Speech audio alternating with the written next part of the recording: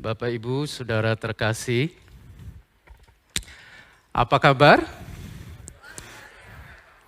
Bolehkah saya undang Bapak, Ibu, Saudara bangkit berdiri sejenak? Semoga setiap kita baik-baik saja, sehat-sehat saja, sama seperti jiwa kita baik-baik saja. Bapak, Ibu, Saudara, saya ajak sebentar ini kita lakukan yang berikut ini. Saya mau buka hati dan pikiran. 2, 3. Kasih tahu sebelah saudara. Ya, karena saat ini Allah mau bicara dengan setiap pribadi kita, satu persatu, dan Allah mau bicara hal yang jauh di dalam lubuk hati kita. Mari kita berdoa sejenak. Kami tahu Engkau hadir di tengah-tengah kami, Tuhan. Berbicaralah, Tuhan. Hati kami haus dan lapar. Kami rindu mengerti isi hati-Mu, Bapa. Kami izinkan Roh Kudus yang menyingkapkan kebenaran-Mu, yang menggali jauh di dalam lubuk hati kami. Di dalam nama Yesus. Amin. Silakan duduk. Ada 2 pertanyaan yang saya ajak setiap kita bertanya pada diri kita sendiri. Yang pertama, dengan siapa, atau kalau lebih dari satu orang, dengan siapa saja pada saat ini saya berada dalam hubungan yang tidak ideal, hubungan yang kurang atau tidak damai sejahtera, bahkan hubungan yang retak, hubungan yang rusak, bahkan hubungan yang hancur. Dengan siapa? Di masa lalu, saudara, saya pernah berada dalam periode di mana saya cenderung menghindar dari jawaban atas pertanyaan seperti ini. Kenapa? Karena saya tahu di dalam hati saya punya beberapa hubungan yang hancur, saudara, dengan orang-orang tertentu. Dan bahkan dengan orang-orang yang paling dekat dengan saya. Dan saya merasa bahwa itu adalah aib bagi saya. Apakah saudara pernah merasakan seperti saya? Dan ternyata saudara, saya menemukan bahwa ternyata perasaan demikian adalah kepercayaan yang salah. Hingga saya menemukan di Alkitab bahwa Yesus sendiri selama masa hidupnya di dunia juga mengalami hubungan-hubungan yang tidak ideal, saudara. Dengan orang-orang Farisi, dengan ahli-ahli Taurat, saudara. Bahkan dengan murid-muridnya sendiri. Dengan Yudas, saudara.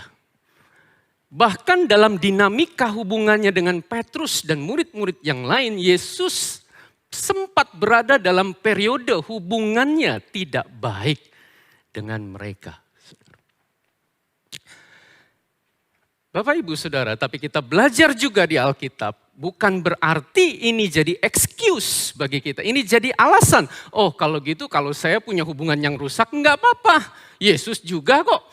Tidak demikian, saudara. Karena Alkitab mengajarkan, jikalau sekiranya itu bergantung padamu, hiduplah dalam damai dengan semua orang.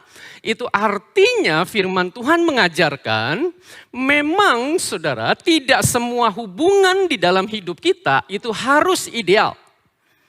Tetapi saudara, kita bertanggung jawab terhadap respon kita sendiri terlepas dari apapun respon orang lain terhadap kita, saudara. Dan itu sebabnya, saudara, penting sekali untuk kita memberikan respon yang benar terhadap setiap orang dalam berbagai bentuk hubungan, apapun respon mereka terhadap kita. Itulah sebabnya pertanyaan yang kedua, ini pertanyaan yang justru lebih penting, saudara. Atas pertanyaan nomor 1 tadi, dengan siapa? Pertanyaan kedua adalah bagaimana cara saya berespon benar terhadap orang yang bersangkutan di nomor 1 itu. Hari ini, saudara, Yesus mengajarkan kepada kita satu prinsip yang sedemikian penting, prinsip utama di dalam membangun dasar hubungan yang sejati. Yesus mengajarkan di dalam Matius 7 ayat 12. Mari saya ajak kita baca bersama-sama. 2, 3. Segala sesuatu yang kamu kehendaki supaya orang perbuat kepadamu, perbuatlah demikian juga kepada mereka. Itulah isi seluruh hukum Taurat dan kitab para nabi. Bapak Ibu Saudara, di luar sana ada banyak sekali tokoh agama, para filosofi, para filsuf, saudara, yang menyatakan, mengajarkan ajaran yang mirip dengan ajaran Yesus ini, saudara. Tetapi, saudara, yang Yesus ajarkan ini itu sesungguhnya jauh berbeda dengan apa yang diajarkan di luar sana, saudara. Karena yang Yesus ajarkan ini adalah ajaran yang fundamental, yang utama dan begitu signifikan sampai ini disebut aturan emas, saudara. Salah satu alasan ini disebut aturan emas adalah karena manfaat yang sedemikian berharga yang akan kita alami ketika kita mempraktekkan ini di dalam setiap hubungan kita.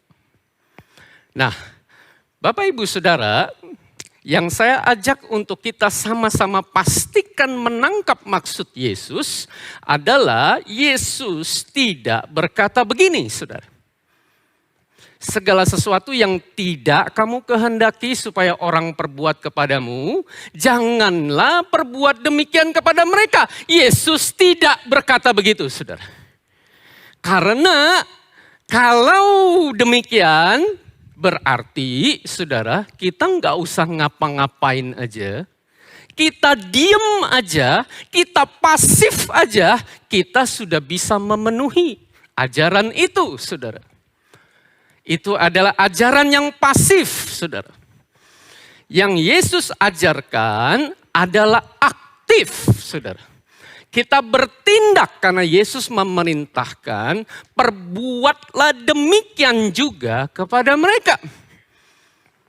Dan saudara, bukan hanya sampai di situ, Yesus juga mengajarkan ini kepada setiap pribadi lepas pribadi, saudara dan saya. Karena Yesus berkata, kamu dan kesalahpahaman yang kedua adalah ketika kita menerjemahkan dan mengaplikasikan ini menurut kehendak kita sendiri.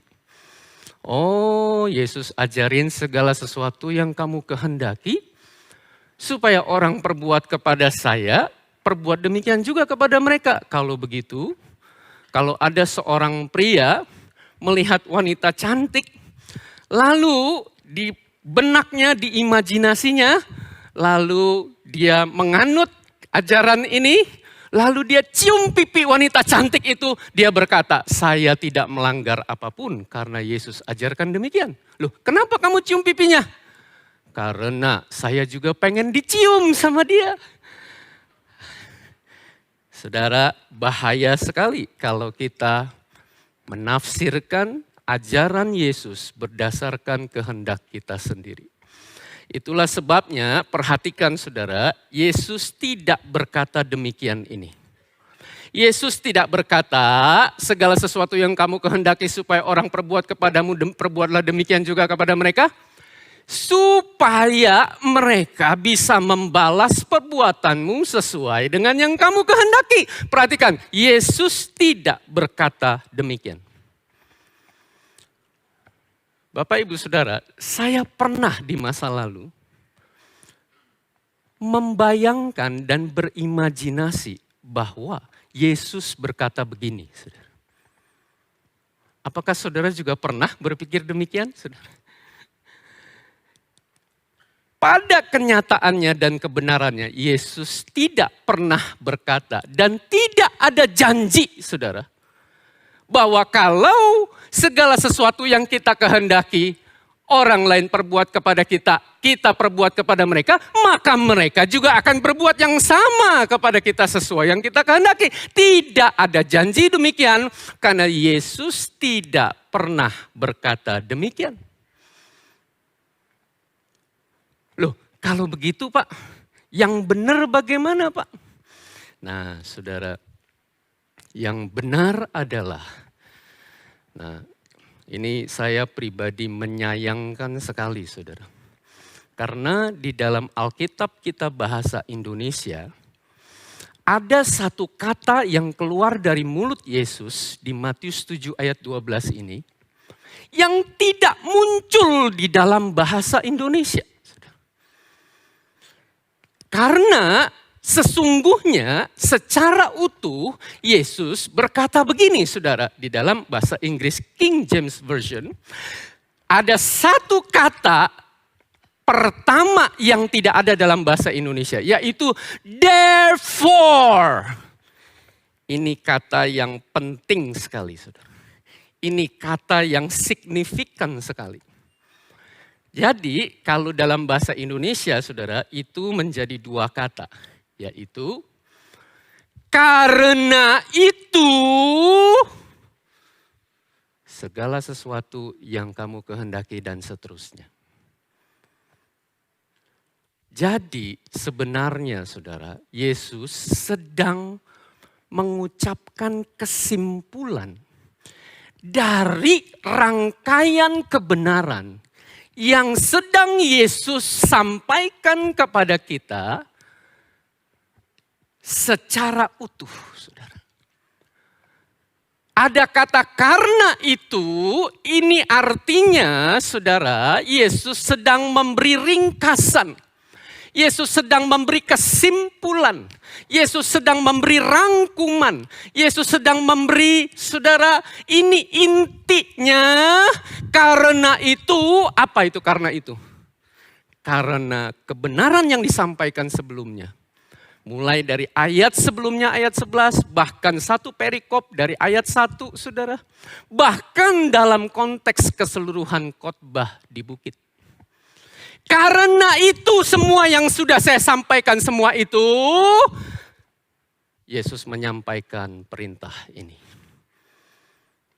Mari saya ajak kita tangkap maksud Yesus mulai dari ayat sebelumnya. Yesus berkata begini, jadi jika kamu yang jahat tahu memberi pemberian yang baik kepada anak-anakmu, apalagi Bapamu yang di sorga. Ia akan memberikan yang baik kepada mereka yang meminta kepadanya. Saudara nangkep gak maksud Yesus? Karena itu, karena Bapa itu sudah baik sama kamu, sudah murah hati sama kamu, sudah memberi yang terbaik bagi kamu. Karena itu, kamu belajar mempraktekkan yang sama kepada orang lain. Jadi saudara, yang Yesus sampaikan aturan emas ini itu bukanlah untuk kepentingan kita sendiri. Bukan untuk kepentingan saya, tapi untuk kita memberi, untuk kita praktek mengasihi, untuk kita melakukan sesuatu, untuk kita memberkati orang lain. Nah, Saudara, Yesus juga bicara ini di dalam konteks ayat-ayat sebelumnya. Yesus bicara tentang balok, saudara. Keluarkanlah dahulu balok dari matamu. Karena itu, segala sesuatu dan seterusnya. Jadi, Yesus sedang membahas, saudara. Untuk kita mengeluarkan balok dari mata kita, caranya adalah dengan begini. Segala sesuatu yang saya kehendaki orang lain perbuat kepada saya, perbuatlah demikian juga kepada mereka. Jadi maksudnya apa? Nah saudara, Yesus membahas tentang balok di dalam membangun hubungan di Matius 5 ayat 46 sampai 47. Yesus berkata begini, saudara. Apabila kamu mengasihi orang yang mengasihi kamu, apakah upahmu? Bukankah pemungut cukai juga berbuat demikian? Saudara nangkep maksud Yesus? Saudara. Jadi Yesus lagi ngomong gini, saudara. Kamu selama ini mengasihi hanya kepada orang-orang yang respon sama kamu dengan positif. Yang mengasihi kamu juga.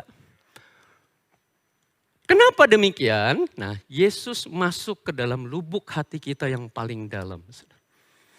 Karena di dalam hati setiap kita ada balok yang disebut dengan ekspektasi. Kalau saya mengasihi saudara saya berharap saudara saya juga mengasihi saya. Itu balok. Saudara. Yesus melanjutkan, saudara, dan apabila kamu hanya memberi salam kepada saudara-saudaramu saja, apakah lebihnya daripada perbuatan orang lain? Bukankah orang yang tidak mengenal Allah pun berbuat demikian? Saudara, Yesus bicara balok yang kedua. Kamu memberi salam. Lalu kalau enggak dibales, kamu menuntut. Dan kamu jadikan itu alasan untuk kamu nggak bangun hubungan sama dia. Abis dia juga nggak balas salam saya. Itu balok tuntutan kewajiban. Dan kalau terus menerus ekspektasi, tuntutan, kewajiban ini terus menerus terjadi, maka yang terjadi adalah kita akan tenggelam di dalam kekecewaan. Kita bahkan bisa jadi pahit, saudara. Kita bahkan bisa jadi hambar. Orang di Komsel, payah semuanya. Orang-orang di gereja, coba saudara tengok kanan kiri. Ya, ya. Apakah saudara merasakan hal yang demikian, saudara? Aduh, orang-orang ini nggak bisa. Aduh, jauh dari harapan saya. Nah, saudara. Itulah ciri orang yang kecewa. Dan Yesus menyebut itu balok, saudara. Itu balok. Pak, bukannya wajar ya Pak ya.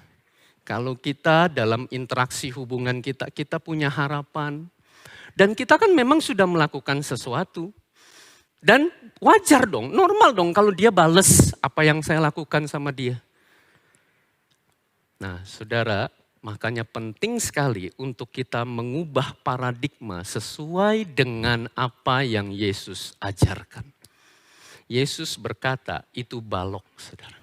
Dan kalau selama-lamanya kita tetap memegang paradigma yang demikian, maka terus-menerus hidup kita akan tenggelam di dalam kekecewaan, saudara. Loh, jadi bagaimana dong Pak? Praktek aturan emas ini jadi bagaimana? Nah, saudara, Yesus belum selesai, saudara. Karena sesungguhnya, saudara, kalimat segala sesuatu yang kamu kehendaki supaya orang perbuat kepadamu, perbuatlah demikian juga kepada mereka. Itu sebetulnya tidak titik, saudara. Di dalam naskah aslinya, itu adalah titik 2. Titik 2 artinya belum selesai. Dan kalimat berikutnya adalah itulah isi seluruh hukum Taurat dan kitab para nabi. Nah, saudara, inilah kunci untuk kita mengerti apa sesungguhnya maksud Yesus dari perintah ini, saudara. Yaitu apa, saudara? Saudara masih ingat apa itu isi seluruh hukum Taurat dan kitab para nabi? Di dalam Matius 22 ayat 37 sampai 40, Yesus berkata, inti dari hukum Taurat dan kitab para nabi adalah kasih, saudara. Jadi, saudara, setiap hubungan yang sejati adalah hubungan yang dibangun di atas dasar kasih Kristus. Jadi saudara, untuk mempraktekkan segala sesuatu yang kamu kehendaki orang lain perbuat kepadamu, itu adalah perbuatan kasih. Perbuatlah demikian juga kepada mereka. Tanpa ada harapan ekspektasi. Tanpa ada tuntutan kewajiban. Supaya kita menang dari kekecewaan, saudara. Dan semua bentuk hubungan, saudara. Semua bentuk hubungan itu harus dibangun di atas dasar kasih Kristus. Kenapa kasih Kristus yang harus menjadi dasar, saudara? Karena kasih menghindarkan kita dari bahaya ekspektasi. Tahukah saudara bahaya ekspektasi? Bahaya kita berharap pada orang lain? Ekspektasi di dalam bahasa Ibraninya adalah tikvau, saudara. Dan menarik sekali, tikvau itu artinya cord. Cord itu adalah tali, saudara. Saat saya membangun hubungan dengan saudara saya, di dalam kompak, di dalam komsel, saudara. Lalu saya berinteraksi, saya semakin dekat, saudara, dengan dia. Dia rupanya membangun ekspektasi terhadap saya, saudara. Dan saat dia membangun ekspektasi, sebenarnya dia sedang mengikat saya, saudara. Dia berharap saya sebagai teman kompaknya. Dia kalau sakit, ya saya besukin. Bukan berarti kalau gitu, kalau teman kompak saya sakit, saya nggak usah besuk ya. Bukan itu poinnya di sini, saudara. Poinnya adalah kalau saya nggak bisa besuk, berarti dia jadi kecewa. Saya nggak memenuhi harapan dia. Lalu saudara, dia berharap kalau dia ulang tahun, paling tidak saya ucapkan selamat kepada dia. Kalau saya lupa, saya tidak memenuhi harapan dia. Dan akhirnya terus dia membangun harapan demi harapan, saudara. Dan saya harus ikutin kemana dia pergi. Harapannya pergi kemana, saya ikutin dia. Saudara, hubungan yang seperti ini adalah hubungan yang palsu. Saudara, saudara tahu tujuan hidup saya kalau saya hidup begini? Tujuan hidup saya adalah menjadi serupa Steve.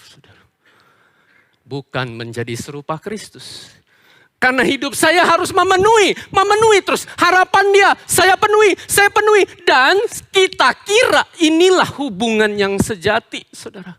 Hubungan yang harus ikutin harapan-harapan dari saudara kita, dari pasangan hidup kita, dari orang tua kita, dan selalu dari anak kita, dari orang-orang terdekat dalam hidup kita. Dan saudara tahu betapa bahayanya hidup dalam ekspektasi. Karena cepat atau lambat, saudara, hubungan ini pasti, dengar saudara, pasti akan hancur, saudara. Pasti akan berakhir. Dan saudara, kasih menjadi solusi, yaitu apa, saudara? Pak, bagaimana saya berespon benar kalau saya diikat? Saudara, saya harus bilang sama saudara saya ini. Firman Tuhan berkata, berharaplah hanya kepada Allah. Bahkan firman Tuhan mengajarkan, terkutuklah orang yang mengandalkan manusia. Kamu pasti akan kecewa kalau terus-menerus berharap pada manusia. Termasuk saya. Manusia itu termasuk kamu sendiri. Jadi kita tidak berharap pada manusia. Amin. Bilang sama sebelah saudara, jangan berharap pada manusia. Nah, saudara sekalian, ya. Yang kedua, kasih menghindarkan kita dari jerat, ya saudara. Jerat apa? Jerat tuntutan kewajiban. Dan menarik sekali saudara, kewajiban di dalam bahasa Inggrisnya obligation itu aslinya berasal dari kata obligare bahasa Latin yang artinya to bind against. Mengikat pada. Nah jadi saudara, apa itu tuntutan kewajiban? Kalau tadi saya yang diikat saudara. Ya.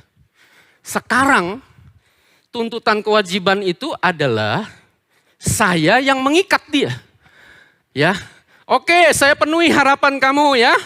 Ya, apa? Kamu sakit, saya besukin ya. Oke, kamu lemah, saya kuatin, saya doain ya. Nah, sekarang kamu mesti taat. Ya. Kamu nggak datang ibadah, kemana kamu? Wah, nggak bener kamu ngaco, males nih, nggak bener nih. Nggak jelas lagi nih. Kamu nggak datang SPK tadi? Kemana aja? Lupa. Kacau ini, nggak bener. Kamu kapan sih bertumbuhnya nih? Kamu udah 1 belum hari ini? Kamu nggak lapor sama saya? Nggak bener kamu, kacau kamu. Lihat saudara, apakah hubungan yang demikian ini hubungan yang sejati saudara? Yesus berkata, ini hubungan yang semu saudara. Capek saudara, jalani hubungan yang seperti ini capek. Karena ini bukan hubungan yang otentik, saudara. Ini hubungan yang palsu, saudara.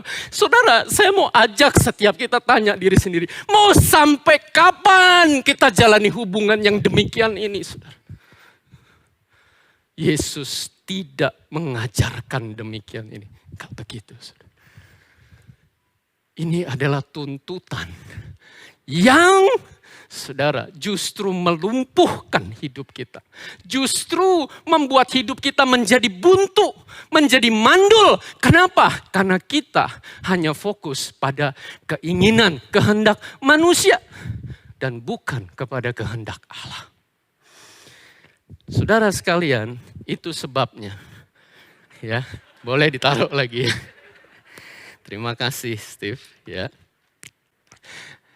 Saudara sekalian, itu sebabnya firman Tuhan mengajarkan kata suap itu di dalam bahasa Inggrisnya gift. Kalau seorang sudah memberikan sesuatu atau dalam bentuk materi, dalam bentuk pekerjaan baik, dalam bentuk pelayanan, lalu menuntut sesuatu, saudara, itu membutakan mata kita. Hubungan kita menjadi kabur, hubungan kita menjadi semu, saudara. Dan Yesus mengajarkan yang benar tidak demikian. Yang benar hubungan harus dibangun di atas dasar kasih. Saya melayani kamu tanpa pamrih. Tidak ada maksud kamu harus mengikuti seperti apa yang saya sampaikan. Kalau sampai kamu taat, wow, siapa yang pertama menikmati itu? Kamu sendiri. Dan kalau kamu tidak taat, ada waktunya Tuhan. Kamu akan berurusan dengan Tuhan untuk kamu mempraktekkan apa yang diajarkan firman Tuhan. Yang ketiga, saudara, kasih menghindarkan kita dari kekecewaan. Menarik sekali saudara, kata kekecewaan itu disillusionment saudara. Itu adalah to burst the bubble. Pecah gelembung. Saudara tahu? Saat saya ya punya harapan, punya ya ekspektasi, saya sebetulnya sedang mengembangkan gelembung-gelembung, saudara. Wah, hidup kayaknya, saudara, semarak. Karena, saya punya teman kompak. Ya, ini berlaku dalam segala aspek, saudara. Ini berlaku juga dalam hubungan suami istri. Ini juga berlaku dengan hubungan dengan, saudara, orang-orang di rumah. Saya berharap banyak, saudara. Dan, saudara, sampai kapan sih gelembung-gelembung ini bisa bertahan? Ada harapan-harapan saya yang tercapai sejauh ini. Ada yang udah pecah duluan. Banyak harapan yang sampai saat ini masih dia lakukan. Masih sesuai harapan. Tapi ada juga yang udah enggak. Tapi tahukah saudara, cepat atau lambat, gelembung-gelembung harapan itu. Dengar saudara, dengar murid-murid Yesus, pasti pecah. Dan saat itu pecah, saya kecewa. Ternyata kamu ternyata.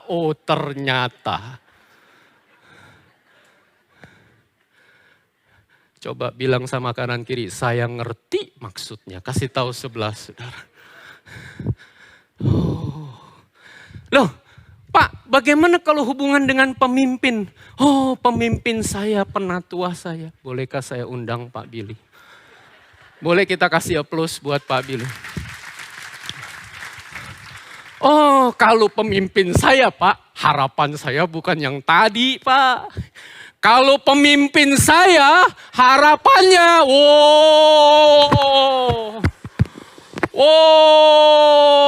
lebih semarak lagi Pak. Begitu banyak Pak harapan saya. Kenapa? Pemimpin saya loh. Teladan lo, panutan lo. Dan sampai sejauh ini, tuh kan, ada harapan-harapan saya yang saya lihat, wah role model, mantap jiwa.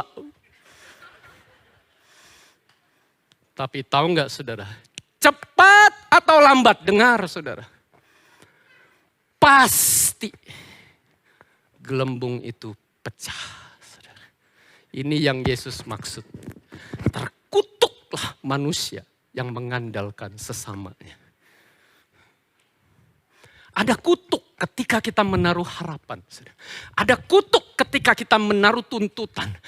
Ya Pak Billy pemimpin saya, mestinya Pak Billy kalau ketemu senyum dong sama saya. Ya, kan saya udah senyum sama Pak Billy. Satu kali Pak Billy sakit gigi. Saya udah senyum. Enggak senyum-senyum. Wah. Aduh, ternyata cuma segini pemimpin saya ini. Loh Pak, kalau memang benar-benar pemimpin saya itu melakukan kesalahan gimana Pak? Kalau memang benar-benar dia itu memang lakukan sesuatu yang mestinya enggak begitu, itu kelemahan dia gimana Pak? Nah saudara sekalian, dengar murid-murid Yesus. Nobody's perfect. Tidak ada seorang pun yang sempurna saudara. Yesus berkata, setiap kita punya selumbar saudara. Yang Yesus ajarkan, kalau kamu lihat selumbar, kamu fokus dulu sama balok kamu. Apa yang kamu sudah bebankan sama pemimpin kamu? Harapan kamu, kekecewaan kamu, tuntutan kamu. Dan saudara sekalian, saya ajak untuk kita renungkan. Sekiranya nih saudara, yang jadi penatua Abalef KTC adalah Tuhan Yesus Kristus sendiri saudara. Saudara bisa kecewa enggak? Kita temukan di dalam Alkitab saudara. Banyak sekali orang yang kecewa terhadap Yesus. Bahkan sebagian dari 70 murid itu kecewa dan bukan hanya kecewa. Mereka meninggalkan Yesus. Jadi saudara, kalaupun yang jadi pemimpin saya Tuhan Yesus sendiri, saya pun tetap bisa kecewa. Saudara, kenapa? Karena harapan dan tuntutan adalah salah satu bentuk penyembahan berhala, saudara. Saya menyembah idealisme saya sendiri. Saya menyembah harapan saya sendiri. Saya menyembah keinginan saya sendiri. Dan saya bukan sedang menyembah Yesus yang berdaulat, yang benar, yang awal dan yang akhir, yang mulia, yang sempurna, yang tidak terbantahkan. Tapi karena saya menyembah idealisme saya sendiri dan saya temukan murid-murid sebagian pada zaman Yesus itu menemukan, oh Mesias cuma segini. Lapar ya lapar juga, capek ya capek juga. Saya kira Mesias datang itu Raja yang Maha Kuasa. Cuma begini doang.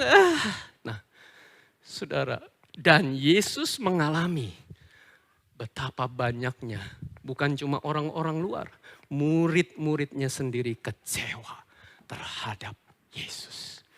Kita kasih aplaus buat Pak Billy. Bapak, Ibu, Saudara terkasih. Kalau begitu pertanyaannya sekarang. Bagaimana cara kita membangun dasar hubungan yang sejati? Yesus mengajarkan kebenaran ini secara paralel di dalam Lukas 6 ayat 31 sampai 36. Saudara, di ayat 31 Yesus berkata hal yang sama. Dan sebagaimana kamu kehendaki supaya orang berbuat kepadamu, perbuatlah juga demikian kepada mereka. Dan Yesus melanjutkan, saudara. Saudara perhatikan.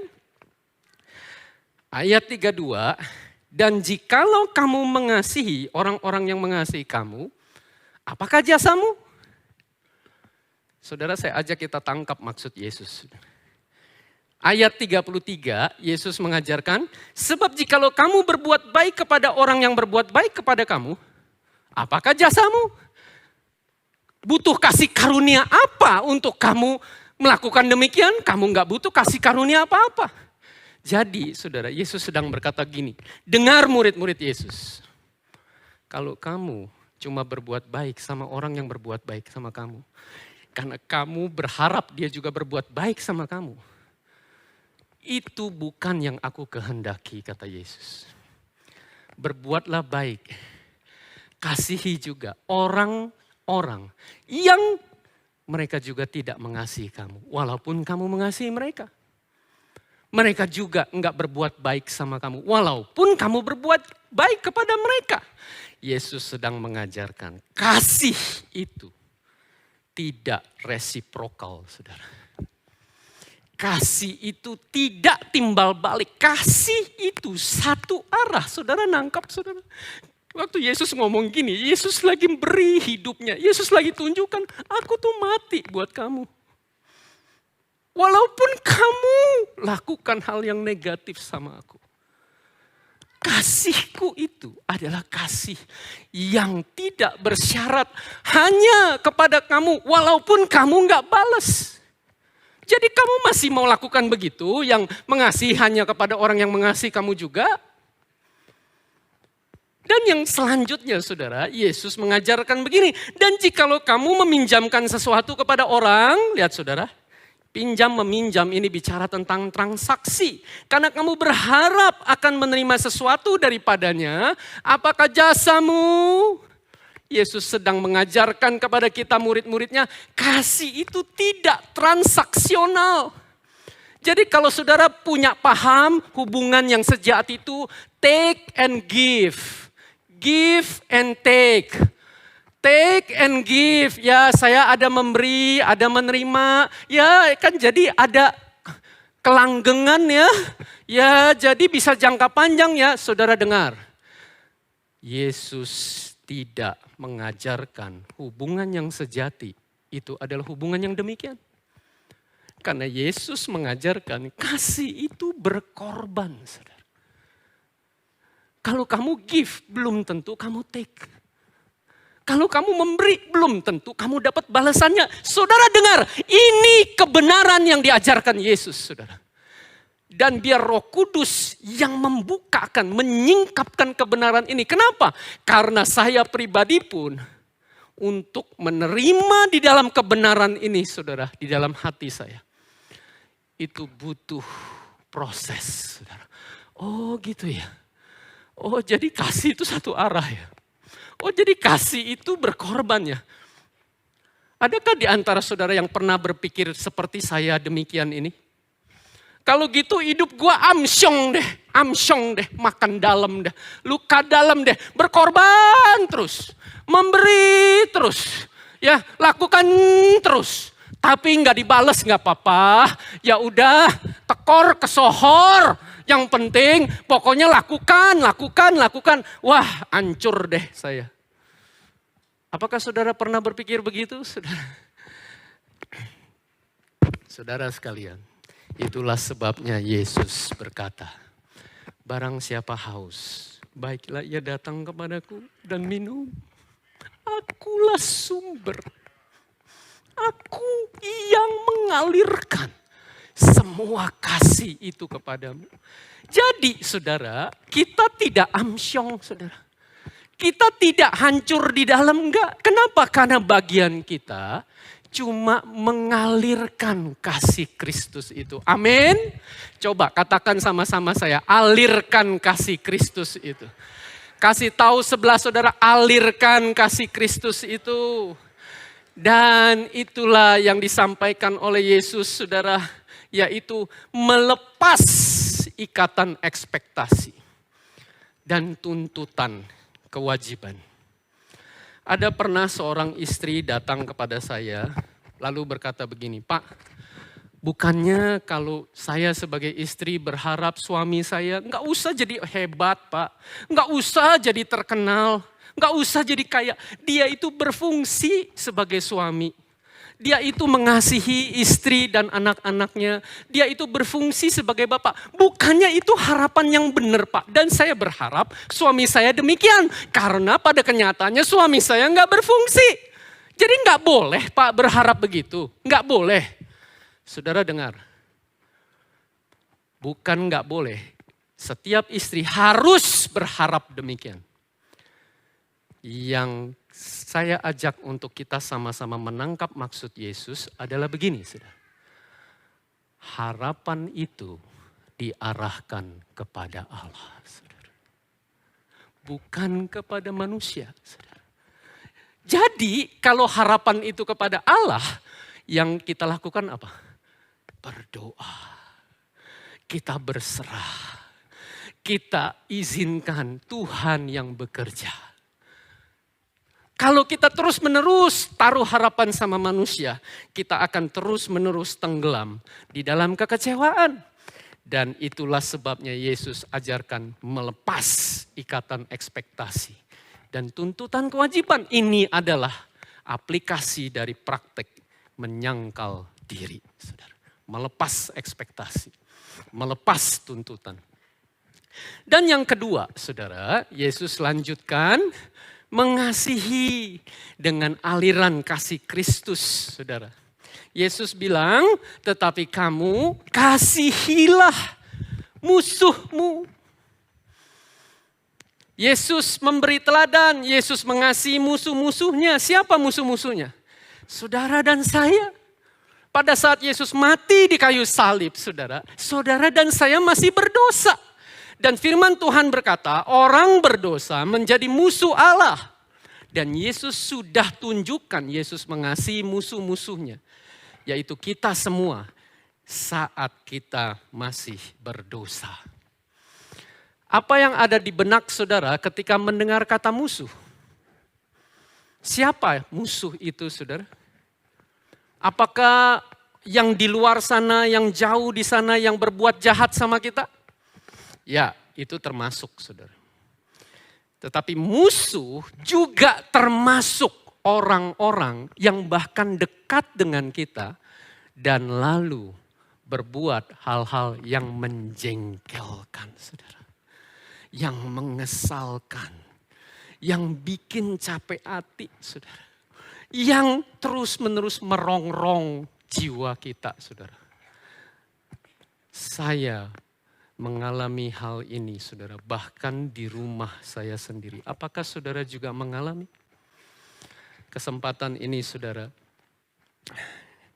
saya rindu bagikan apa yang Tuhan izinkan saya alami, saudara. Sejak mama saya dipanggil Tuhan tahun 2014, papa saya jadi sendirian di rumahnya. Dan akhirnya singkat cerita papa saya jual rumahnya dan lalu tinggal bersama-sama dengan saya dan keluarga saya di rumah saya, saudara. Kami ini 3 bersaudara, saya ada kakak perempuan dan adik perempuan, saudara. Singkat cerita, tidak ada kemungkinan papa saya tinggal di tempat yang lain, kecuali satu-satunya pilihan untuk tinggal di rumah saya bersama dengan saya dan keluarga saya.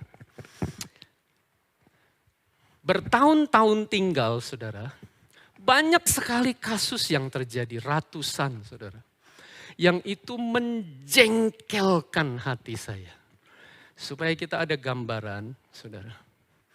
Saya bilang sama papa saya, Pak, ini barang jangan taruh sini, ini orang lewat lalu lalang. Ya, saya pindahin ya. Saudara tahu apa yang terjadi? Magic, saudara. Besok barang itu ada di situ lagi.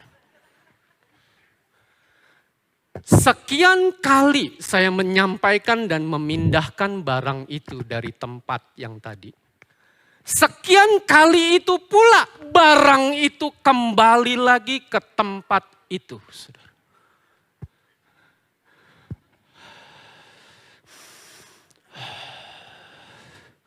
Kalau nelen ludah sakit rasanya, saudara. Capek hati, saudara. Supaya kita punya gambaran. Ada banyak sekali kasus, saudara. Ini ada kardus, ada bekas packaging, kemasan, saudara, plastik, ya.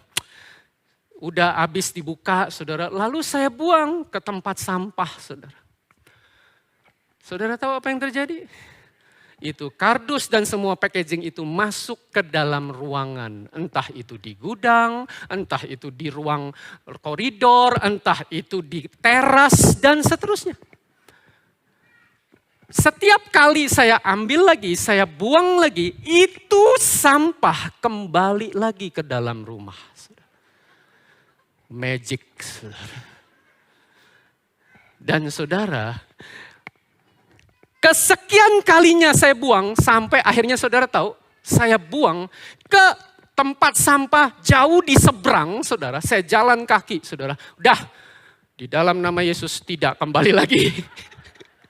Saudara tahu, this is great magic, saudara. Itu sampah kembali lagi ke rumah saya.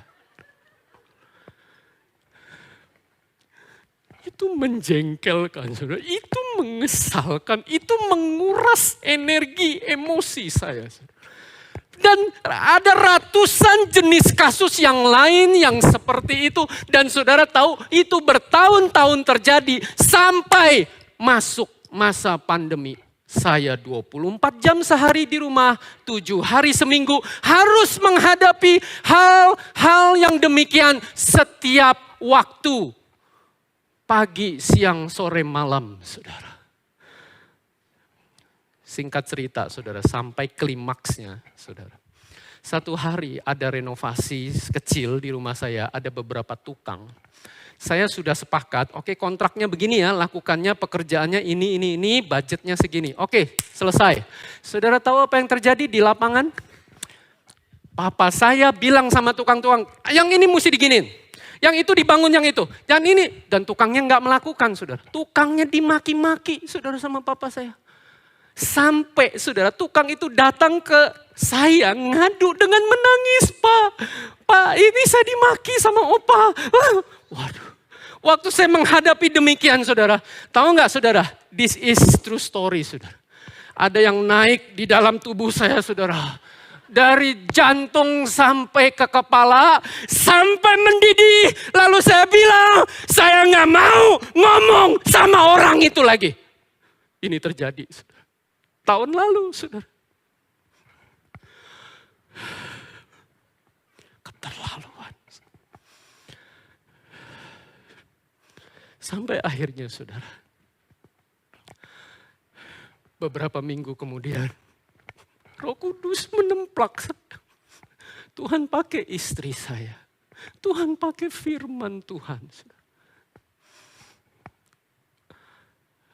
Untuk saya belajar praktek mengasihi tanpa syarat. Mengasihi walaupun mengalami respon yang tidak saya harapkan. Saya bertanggung jawab atas respon saya sendiri. Singkat cerita, saudara, saya bertobat. Lalu saudara, saya bereskan hubungan saya dengan Tuhan. Dan oleh kekuatan kasih karunia Allah, saya datang kepada papa saya. Saya bersujud, Pap, ampuni saya. Doain saya, Pap, saya udah benci sama papi. Doain saya, Pap. Dan papi saya mendoakan saya, saudara. Dan saat itu sudah sekian tahun saya nggak lakukan ini, saudara. Saya peluk papi saya. Dan Tuhan memulihkan hubungan kami berdua, saudara. Dan Tuhan menunjukkan dan mengalirkan kasih yang agape itu di tengah-tengah kami. Tapi kisahnya belum selesai sampai di sini, saudara. Karena Yesus juga belum selesai. Yesus lanjutkan dengan ayat yang terakhir. Hendaklah kamu murah hati. Sama seperti Bapakmu adalah murah hati. Yesus mengajarkan untuk kita mengampuni oleh kesanggupan dari anugerah pengampunan Bapa bagi saya. Kalau saudara tanya sama saya, sejak kejadian tahun lalu saya pemberesan sama papa saya. Apakah sejak itu papa saya berubah? Saya mau sampaikan realitanya dan ini konkret sekali, ini real sekali saudara. Papa saya sampai dengan hari ini sama sekali tidak berubah. Sama.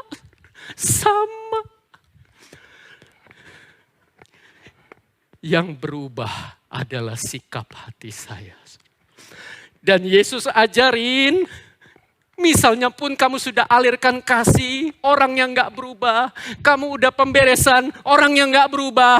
Yesus ajarin, ampuni setiap hari. Ampuni setiap hari. Inilah praktek memikul salib dan mengikut Yesus, saudara. Dan saudara tahu ketika saya mau jadi capek hati, aduh sedikit lagi saya jadi jengkel. Saya jadi mengalami yang begini, saudara. Semakin besar dan semakin banyak kesalahan papa saya yang harus saya ampuni, maka semakin saya menyadari betapa berdosanya saya di mata Bapa. Betapa besarnya pengampunan Bapa bagi saya. Jadi waktu saya mau capek hati, saudara, waktu saya mau jengkel, ya Tuhan dosa saya segini besarnya, jengkelin Tuhan. Tuhan dosa saya segini banyaknya, tiap hari saya membuat Tuhan gak berkenan di hadapan Tuhan. Dan semakin saya menghadapi kenyataan-kenyataan itu, saudara, semakin saya menyelami betapa besarnya kasih setia Tuhan bagi saya. Bapak Ibu Saudara terkasih, ketika kita menangkap maksud Yesus ini, saudara, maka kasih karunia Allah di dalam hidup kita semakin berlimpah-limpah, saudara. Semakin berlimpah-limpah. Ketika kita belajar mempraktekkan, melepaskan ekspektasi dan tuntutan. Ketika kita belajar mengalirkan kasih Kristus tanpa syarat itu. Dan ketika kita belajar mengampuni setiap hari oleh kesanggupan dari pengampunan Bapa bagi saya. Demikian firman Tuhan. Mari saya ajak kita datang kepada Tuhan. Bolehkah saya ajak saudara bayangkan siapa orangnya? Siapa yang engkau sulit membangun hubungan yang baik itu? Siapa yang engkau berada dalam kondisi hubungan yang tidak baik, yang tidak ideal, yang tidak damai sejahtera? Apakah itu pasangan hidupmu, suami atau istrimu? Apakah itu anakmu? Apakah itu orang tuamu? Apakah itu orang yang ada di rumah, anggota keluargamu? Apakah orang yang ada di tempat kerjamu, rekan kerja, pimpinan, atau anggota timmu? Apakah dia adalah orang yang ada di gereja? Saudara seimanmu, bahkan apakah dia pemimpinmu? Saat ini mari saya ajak setiap kita hampiri tahta kasih karunia Allah. Datang kepada salib Kristus dan bawa orang itu, saudara, di hadapan Bapa. Dan saya ajak setiap kita belajar taat mempraktekkan perintah Yesus. Maukah saudara saat ini di hadapan Bapa melepaskan ekspektasimu terhadap orang itu, melepaskan tuntutan kewajibanmu atas orang itu, dan maukah saudara belajar untuk mengalirkan kasih yang agape itu, kasih dari Golgota itu, kasih Kristus yang tanpa syarat itu. Dan maukah saudara belajar mengampuni kesalahan-kesalahan sama seperti Bapa mengampuni dosa dan kesalahan saudara.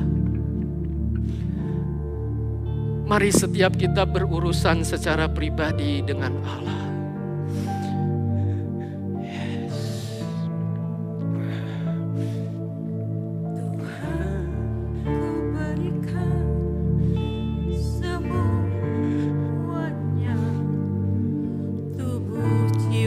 Rohku relakan semuanya, ku ingin menyenangkanmu selalu, kan selalu ku jawab panggilanmu.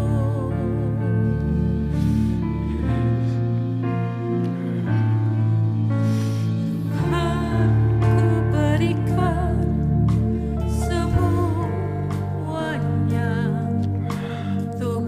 jiwa rohku, relakan semuanya.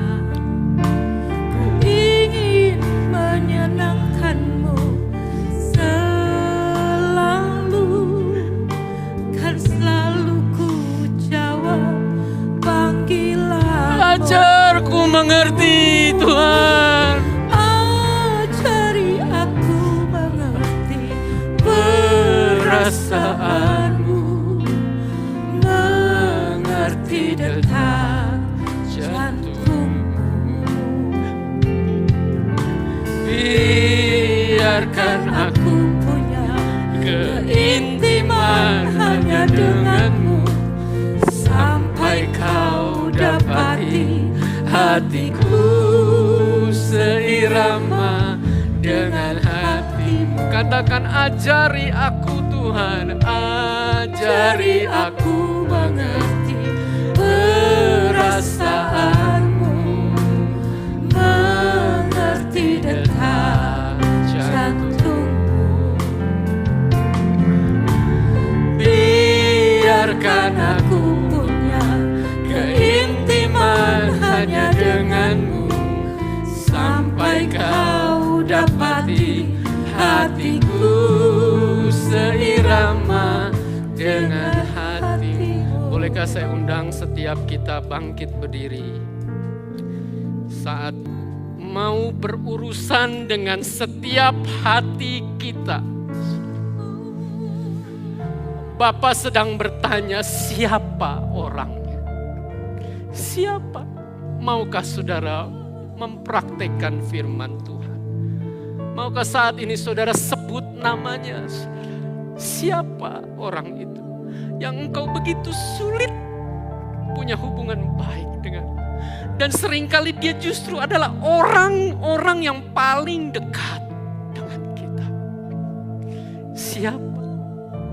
Maukah saudara sebut di hadapan Bapa? Tidak perlu didengar oleh sebelahmu. Sebut namanya.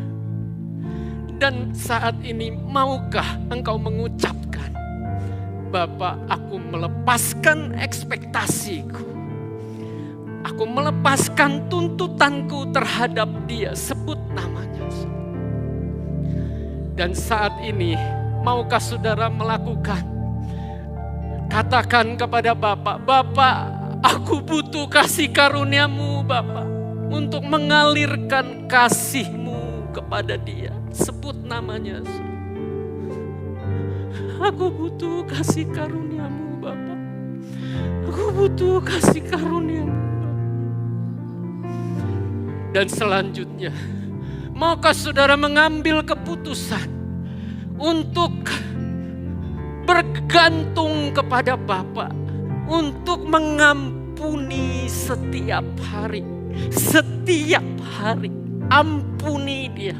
Lepaskan pengampunan dari Golgota itu.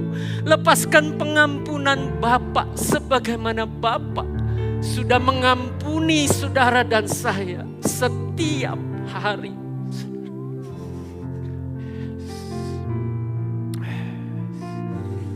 Mari saudara kita angkat kedua belah tangan kita dan menjerit kepada Allah, berseru kepada Allah, ajari aku mengerti perasaanmu,